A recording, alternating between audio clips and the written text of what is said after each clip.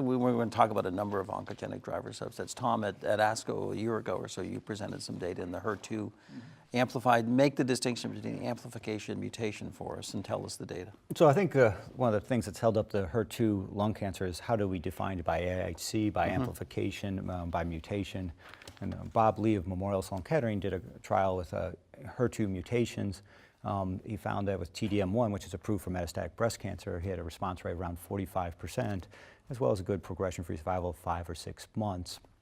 And so this is a single center, small trial, 18 patients. It's actually in the NCCN guidelines in that one of those back pages.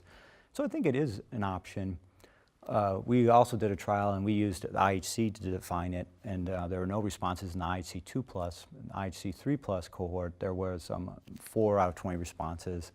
There's some challenges, I think, because the HER2 amplified and HER2 mutation patients are different in IHC, so I think we really need to refine the biomarker at this, but I think it is a potential option for further drug development. Yeah, so it's probably not a first-line option, but certainly a subsequent line at some point in that population. Yeah, I think we've all had some patients who've gotten chemo, and there's limited options. I wouldn't use it up front in anyone at this point, but I think it's something that when you're running out of options, it's something to consider and see if you can get paid for. Yeah, I mean, that's the issue sometimes. Yeah, but also the issue is I think we have transitioned to kind of broadly testing from the molecular, looking at a number of different targets, because in any given patient, this you know, if you're in that 40% that has a robust response, that's pretty meaningful to that particular patient. Yeah, and this drug's well tolerated, generally speaking, so it's really meaningful to that patient.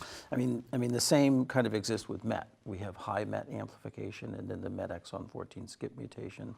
A little bit of enthusiasm a couple years ago for crizotinib. We saw some data at World Lung with crizotinib and tepotinib. Your thoughts in that setting?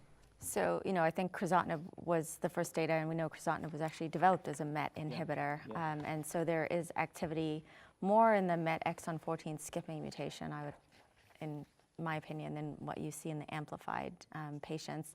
The tepotinib data that we saw at World Lung was actually in EGFR mutant positive patients, looking at that idea again that MET is a mechanism of resistance, and can we combine gefitinib and tepotinib. But there's also nice data looking at tepotinib as a single agent in patients with MET exon 14 skipping mutations, and then now looking as well in patients who are MET amplified. So tepotinib looks a little bit more potent than crizotinib and maybe a little bit better tolerated. So that may become an option in the future, and you know there are several other drugs out in that space. Yeah, so I think, Max? We are co-author of the crizotinib study, and it's really good tolerated in MET amplified patients. It doesn't last that long, but in the mutated, it really lasts a long period. And it's also for crizotinib, it's always when you have this amplification, it just lasts 3 or 6 months, not longer, but in the mutated, it's like a EGFR or ALK mutation. Yeah, and I think it also depends on how amplified you are. I mean, in the highly amplified, it has more activity than if you're kind of borderline in that setting. We did, I think Ross Kamich presented some of the data from the lung cancer mutation cohort that got it and showed that low levels of amplification really aren't, it's not very active. Not really, yeah. 3+ or higher. Or even 5+ are higher, yeah.